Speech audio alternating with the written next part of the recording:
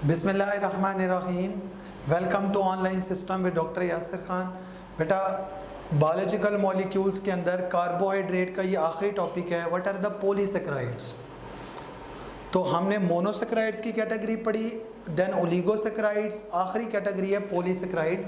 मैं ज़रा आपको प्रीवियस स्लाइड्स के अंदर ले जाता हूँ जहाँ पर हमने जनरल फीचर्स पढ़े थे कार्बोहाइड्रेट्स के, और कार्बोहाइड्रेट्स की 3 कैटेगरीज के हमने पढ़े थे। ये आखिरी कैटेगरी पॉलीसेकेराइड है। जनरल फीचर में लिखा हुआ है कि polysaccharides are the most complex sugars, और पॉलीसेकेराइड ब्रांच भी हो सकते हैं, अनब्रांच भी हो सकते हैं। अगली बात लिखी हुई है पॉलीसेकेराइड्स के अंदर जो नंबर ऑफ सेकेराइड यूनिट या शुगर यूनिट्स होते हैं या हेक्सोसिस होती हैं वो मोर देन 10 है। अप टू 10 है तो ओलिगोसेकेराइड्स है, मोर देन 10 है तो फिर पॉलीसेकेराइड्स है। और नेक्स्ट लिखा हुआ है टेस्ट के अतबार से पॉलीसेकेराइड का कोई टेस्ट नहीं होता, दे आर टेस्टलेस। नेक्स्ट लिखा हुआ है solubility in the water, polysaccharide are sparingly soluble in water, यानी हल होते हैं, बड़ी मुश्किल से हल होते हैं। वाटर की जो नॉर्मल कंडीशंस होती हैं उसमें पॉलीसेकेराइड सॉल्युबल नहीं होते।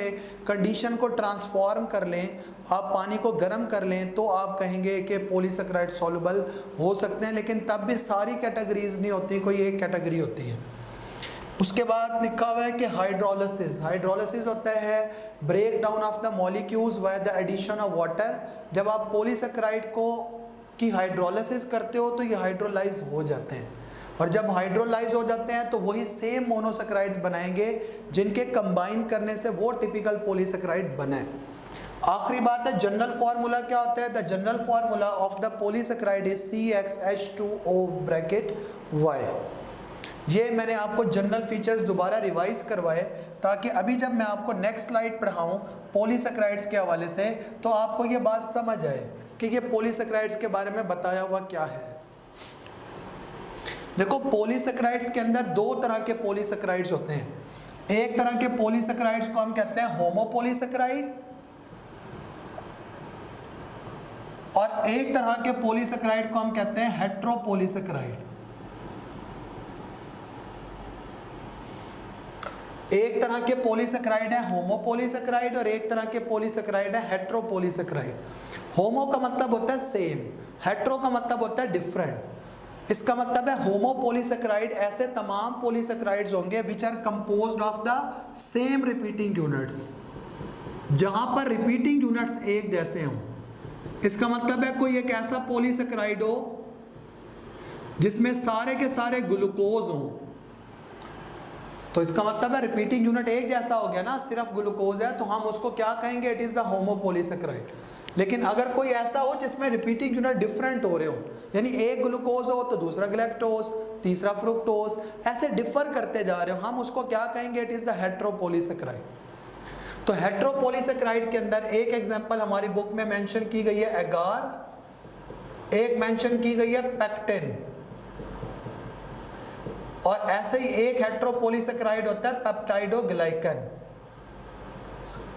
ये हेट्रोपॉलीसेकेराइड की मैंने आपको 3 एग्जांपल दिए हैं, एगार है, पेक्टिन है, पेप्टाइडोग्लाइकन है, दे are the हेट्रोपॉलीसेकेराइड।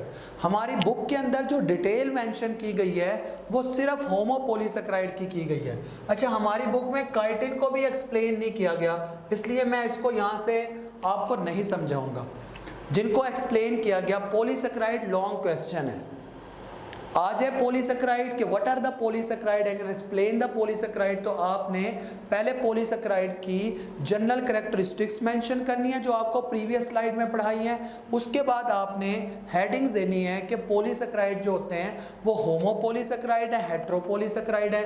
होमोपॉलीसेकेराइड are composed of the same repeating units while heteropolysaccharide are composed of the different repeating units. आपने एग्जांपल दे के ना फिर पहली जो हेडिंग देनी है वो स्टार्च की देनी है, और ये पॉइंट्स आपके पास लिखे हुए हैं, यानी कि हेडिंग्स बनेंगी आपकी कि ये जो स्टार्च है इसका सोर्स क्या होता है। स्टार्च का जो सोर्स है वो प्लांट्स है, प्लांट्स है स्टार्च का सोर्स। ग्लाइकोजन का जो सोर्स होता है वो एनिमल्स हैं, फंजाई हैं, प्रोकैरियोट्स है। सेलुलोज इसका सोर्स जो है वो प्लांट्स हैं और एल्गी है, ठीक है, प्लांट्स हैं और एल्गी है। नेक्स्ट है लोकेशन, कि प्लांट के अंदर कहाँ पर मौजूद होती है स्टार्च। तो पहली बात लिखी है फ्रूट्स के अंदर, नेक्स्ट लिखी है ग्रेन्स के अंदर, ठीक है, ग्रेन्स यानी जैसे दाल है उसके अंदर, जैसे आप देख लो गंदम है, ऐसे लिखा हुआ है सीड्स के अंदर और ट्यूबर्स के अंदर। ट्यूबर जैसे पोटैटो ट्यूबर है, इनके अंदर क्या मौजूद होता है, स्टार्च मौजूद होती है, रूट ट्यूबर्स भी हम उन्हें कहते हैं। नेक्स्ट है ग्लाइकोजन। ग्लाइकोजन कहाँ डिपॉजिट होता है एनिमल्स के अंदर, एनिमल्स के अंदर उनके लिवर के अंदर और मसल्स के अंदर ग्लाइकोजन डिपॉजिट होता है, ठीक है। लोकेशन हमें अंदाजा हुई कि where the glycogen is deposited, where the starch is present. Next लिखा हुआ है कि सेलुलोज कहाँ पर मौजूद होती है। प्लांट की सेल वॉल अभी आपने नहीं पढ़ी, आपने पढ़नी है। प्लांट की सेल वॉल के अंदर सेलुलोज है। ऐसे जब आप चैप्टर नंबर 7 पढ़ोगे उसमें आप प्लांट लाइक प्रोटिस्ट पढ़ोगे, आपको अंदाज़ा होगा कि ये जो एल्गी हैं इनकी सेल वॉल के अंदर भी सेलुलोज मौजूद है। तो तभी यहाँ पर मेंशन किया गया है कि एल्गी और प्लांट्स इन दोनों की सेल वॉल के अंदर सेलुलोज है। ये वाली बात बड़ी इंपॉर्टेंट है, मेन फंक्शन क्या होता है।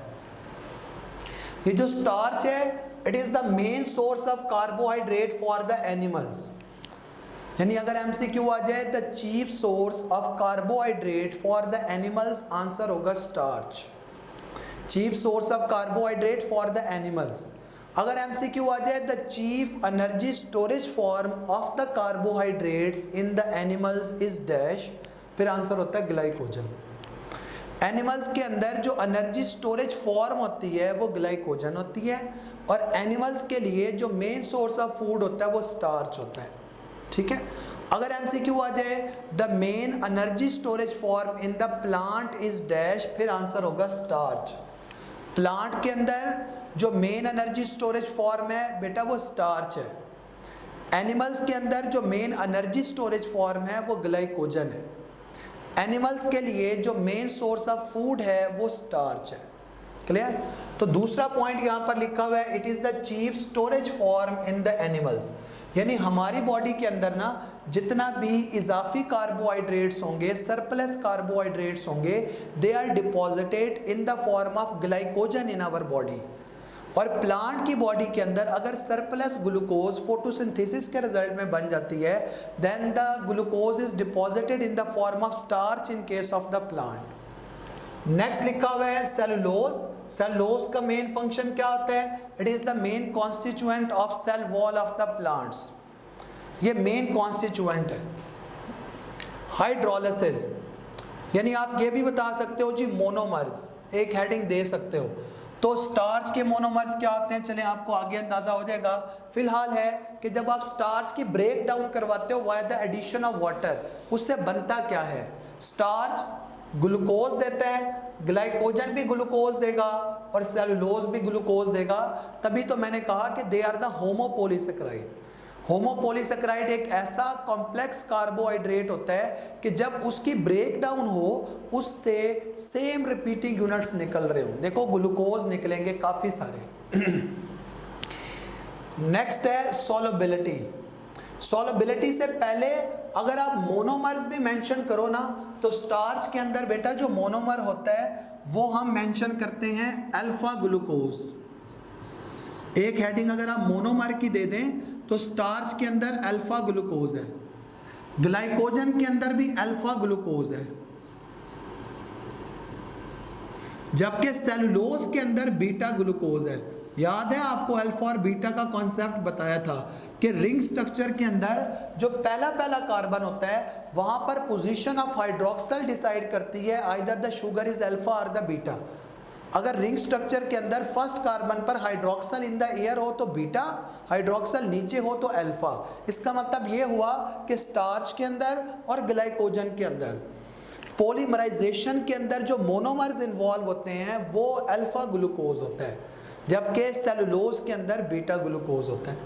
अच्छा, स्टार्च की बेटा दो तरह की फॉर्म है, एक फॉर्म ऑफ स्टार्च को हम कहते हैं अमाइलोज और एक फॉर्म ऑफ स्टार्च को हम कहते हैं अमाइलोपेक्टिन। स्टार्च की दो तरह की फॉर्म्स होती हैं, one is the amylose, other one is the amylopectin. Amylose एक ऐसी फॉर्म ऑफ स्टार्च है that is soluble in the hot water, मैंने आपको कहा था ना कि वाटर की नॉर्मल कंडीशन हो तो पॉलीसेकेराइड सॉल्युबल नहीं होते। अगर आप पानी को गर्म कर लें तो उसके अंदर स्टार्च हल हो जाती है, लेकिन स्टार्च की एक ही फॉर्म हल होती है, दैट इज़ द अमाइलोज, ये सॉल्युबल है। Amylopectin is insoluble in both hot as well as the cold water, यानी अमाइलोपेक्टिन भले पानी गर्म हो भले पानी ठंडा हो ये नहीं सॉल्युबल होगी। उसके बाद है ग्लाइकोजन, ये भी इनसॉल्युबल है। सेलुलोज हाईली इनसॉल्युबल है, यानी ये तो बिल्कुल ही नहीं हल होती। तो बाकी जितनी भी फॉर्म है जो हमने पॉलीसेकेराइड्स के अंदर पढ़ी हैं बेटा वो इनसॉल्युबल है, सिवाय इस स्टार्च की अमाइलोज फॉर्म के। अमाइलोज एक ऐसी फॉर्म होती है which is soluble in the hot water. Next है कि जी बताएं इनके अंदर ब्रांचिंग कौन कौन सी है, अनब्रांचिंग कौन कौन सी है। तो बेटा अमाइलोज जो होती है ये एक अनब्रांच है, अनब्रांच पॉलीसेकेराइड है, जबकि अमाइलोपेक्टिन जो है वो ब्रांच होती है। अमाइलोपेक्टिन क्या होती है, ब्रांच, जबकि ग्लाइकोजन भी ब्रांच है। अगर एमसीक्यू आ जाए कि अमाइलोपेक्टिन और ग्लाइकोजन में से कौन सी हाईली ब्रांच है तो आंसर ग्लाइकोजन होगा। तो अभी तक मैंने आपको पॉलीसेकेराइड में जो ब्रांच पॉलीसेकेराइड बताए हैं वो दो बताए हैं, एक अमाइलोपेक्टिन ब्रांच है और दूसरा ग्लाइकोजन ब्रांच है, अमाइलोज अनब्रांच है। ऐसे ही अगर आप देखें सेलुलोज को तो ये अनब्रांच है। अब आपको ग्लाइकोसिडिक लिंकेजेस के बारे में कॉन्सेप्ट पता है। मैंने आपको बताया था कि ग्लाइकोसिडिक लिंकेजेस वो होते हैं जो मोनोसेकेराइड को आपस में कनेक्ट करके पॉलीसेकेराइड्स बनाते हैं, यानी ये जुड़ते रहेंगे, ओलिगो भी बनेगा हत्ता कि पॉलीसेकेराइड बन जाएंगे। उनका आपस में लिंकेज कौन कौन से कार्बन का होता है ये मैंने आपको प्रीवियसली कॉन्सेप्ट दिया था जब मैंने सुक्रोज का स्ट्रक्चर बनाया था। तो पॉलीसेकेराइड में पहली जो फॉर्म है अमाइलोज, उसके अंदर 1,4 ग्लाइकोसिडिक लिंकेज होता है। इसका मतलब है एक ग्लूकोज का कार्बन 1 और दूसरे ग्लूकोज का carbon 4, it is involve in the formation of a glycosidic bond. ये आपस में लिंक होंगे तो इसी तरह से ये लिंकेज चलता रहेगा हत्ता कि पॉलीसेकेराइड अमाइलोज बन जाएगा। जबकि अमाइलोपेक्टिन कोई भी ब्रांच पॉलीसेकेराइड होगा उसके अंदर दो तरह के ग्लाइकोसिडिक लिंकेज होते हैं, 1,4 भी होगा और कुछ जगहों पर 1,6 भी होगा। यानी 1,6 जो ग्लाइकोसिडिक लिंकेज होता है it is responsible for the branching, यानी जिसमें 1,6 ग्लाइकोसिडिक लिंकेज मेंशन किया वो अल्टीमेट बात है वो एक ब्रांच पॉलीसेकेराइड है। अब क्योंकि अमाइलोपेक्टिन एक ब्रांच है इसलिए उसके अंदर दो तरह के ग्लाइकोसिडिक लिंकेज होंगे, सीरीज में जो चल रहे होंगे वो 1,4, जहां पर ब्रांचिंग अपेयर होगी वहां पर 1,6। क्लियर? इसी तरह से आप ग्लाइकोजन में देखिए वहां पर भी आप देख लो अल्फा 1,4 भी है और 1,6 भी है। जबकि सेलुलोज के अंदर मैंने कहा था कि ग्लूकोज बीटा ग्लूकोज है, इसलिए जो ग्लाइकोसिडिक लिंकेज है वो भी बीटा 1,4 ग्लाइकोसिडिक लिंकेज होता है। क्या होता है? बीटा 1,4 ग्लाइकोसिडिक लिंकेज होता है। नेक्स्ट है iodine test. Iodine test is a confirmatory test to identify the polysaccharide कि जी कौन सा पॉलीसेकेराइड है, उसके लिए हम आयोडीन टेस्ट को परफॉर्म करवाते हैं। अगर आप स्टार्च का आयोडीन के साथ रिएक्शन करवाते हैं ना, उसके साथ starch it gives blue colour with iodine, तो आपने याद रखना BS से, BS यानी बच्चे प्री मेडिकल को ज्वाइन करते हैं ताकि उनका MBBS में एडमिशन हो। जिन बच्चों का MBBS में एडमिशन नहीं होता ना वो बच्चे BS की फील्ड्स की तरफ जाते हैं, BS zoology, BS botany, BS microbiology. तो B से ब्लू और S से स्टार्च, स्टार्च ये ब्लू कलर विद आयोडीन। उसके बाद अगर आप ग्लाइकोजन का आयोडीन के साथ रिएक्शन करवाते हो तो आपने याद रखना है GR से, G से ग्लाइकोजन और R से रेड। ये GR निमोनिक है, GR गर्ल्स रिप्रेजेंटेटर, ठीक है। तो GR से G से ग्लाइकोजन है, R से रेड है, एज यू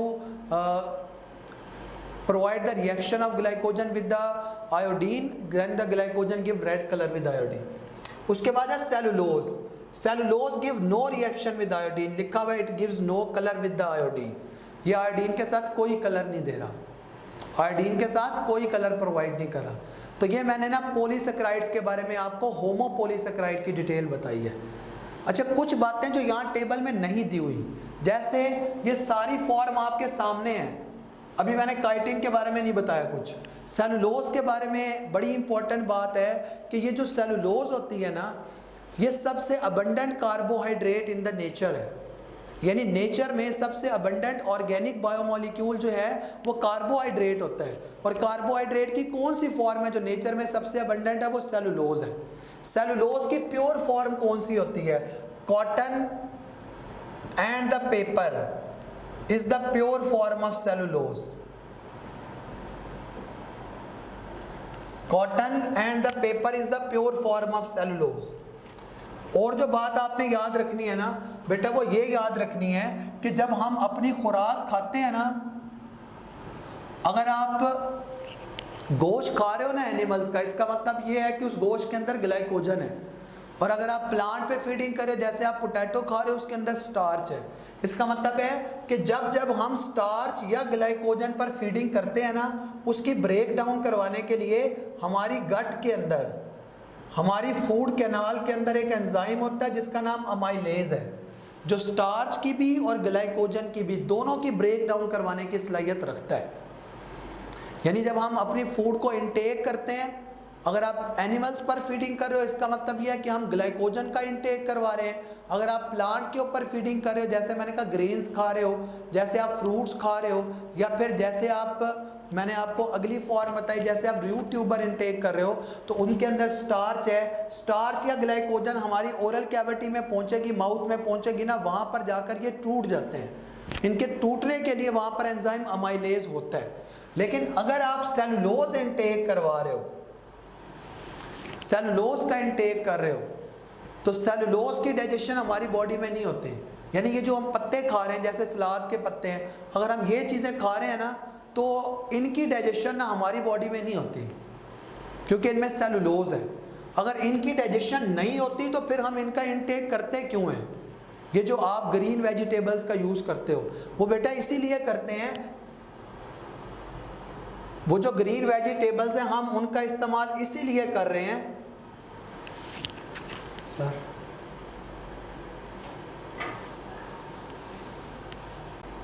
ये जो ग्रीन वेजिटेबल्स हैं बेटा, इनका इस्तेमाल हम इसलिए कर रहे हैं because they are the dietary fibres. ये हमारी खुराक की एब्जॉर्प्शन को बेहतर बनाते हैं। यानी सेलुलोज की डाइजेशन के लिए ना हमारी गट के अंदर जो अमाइलेज एंजाइम होता है ना, वो सेलुलोज को डाइजेस्ट नहीं करवाता। हाँ, सेलुलोज जो होता है वो हर्बीवोर्स में डाइजेस्ट होता है। हर्बीवोर्स के अंदर सेलुलोज की डाइजेशन होती है, क्योंकि वो तो हर्ब्स पर, हर्बीवोर्स वो हैं जो प्लांट पर फीडिंग करते हैं। क्योंकि हर्बीवोर्स की गट के अंदर सेलुलोज की डाइजेशन के लिए एंजाइम सेलुलेज मौजूद होता है, जो सेलुलोज की डाइजेशन करवाता है। अच्छा, ये उनका अपना एंजाइम नहीं है, ये जो उनकी गट के अंदर सेलुलेज मौजूद है, ये एंजाइम उनको माइक्रो ऑर्गेनिज्म प्रोवाइड करते हैं, जो उनकी गट के अंदर सिम्बायोटिक रिलेशनशिप से मौजूद होते हैं। उनको कौन प्रोवाइड कर रहे हैं? कुछ माइक्रो ऑर्गेनिज्म जो उनकी गट के अंदर मौजूद होते हैं, वो सिम्बायोटिक रिलेशनशिप से रहते हैं, और वो उनको ये नेसेसरी एंजाइम प्रोवाइड करते हैं जो सेलुलोज की डाइजेशन करवा रहे होते हैं। इसका मतलब है सेलुलोज की डाइजेशन ना हमारी गट में नहीं होती, वो जो प्लांट पर फीडिंग करते हैं ना, उनकी गट के अंदर एंजाइम मौजूद होते हैं। तो पॉलीसेकेराइड्स के अंदर बेटा होमोपॉलीसेकेराइड क्या होते हैं और हेट्रोपॉलीसेकेराइड्स क्या होते हैं? मैंने आपको दोनों तरह के पॉलीसेकेराइड्स की ना डिटेल बताई है। इससे नेक्स्ट हमने जो कैटेगरी स्टार्ट करनी है, नेक्स्ट जो कैटेगरी है पॉलीसेकेराइड्स के बाद, यानी कार्बोहाइड्रेट्स के टॉपिक के अंदर इतना था। नेक्स्ट जब हम स्टार्ट करेंगे ना, फिर मैं आपको बताऊंगा कि लिपिड्स क्या होते हैं। यानी कार्बोहाइड्रेट्स हैं, कार्बोहाइड्रेट्स के बाद जो अगली कैटेगरी है वो लिपिड्स है। ज़रा थोड़ा सा आप सम अप भी कर लें चीज़ों को, कि हमने कार्बोहाइड्रेट्स को स्टार्ट किया था इस स्लाइड से, कि कार्बोहाइड्रेट्स का जनरल इंट्रोडक्शन क्या होता है, जनरल फार्मूला पढ़ा, सोर्स पढ़ा हमने कार्बोहाइड्रेट्स का।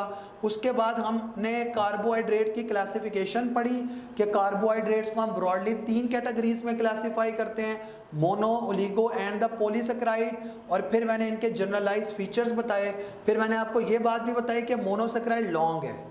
मोनोसेकेराइड के जनरल फीचर्स आप मेंशन करें, इन कैटेगरीज को आप हेडिंग से लिखें, उनका मॉलिक्यूलर फार्मूला, उनकी एल्डिहाइड फॉर्म, उनकी कीटो फॉर्म और उनका रोल क्या होता है। और उसके बाद ना आप कुछ स्ट्रक्चर्स बनाएं, जैसे मैंने बनाए थे कि मैंने ग्लिसरल्डिहाइड का लीनियर चेन स्ट्रक्चर बनाया, राइबोस का बनाया, ग्लूकोज का बनाया, 2 आप रिंग स्ट्रक्चर बना दें और एंड पर आप ये बातें मेंशन कर दें जो लिखा हुआ है कि फोटोसिंथेसिस के रिजल्ट में ग्लूकोज बनती है, हमारे ब्लड में कितनी है, 10 ग्राम बनाने के लिए कितनी एनर्जी चाहिए।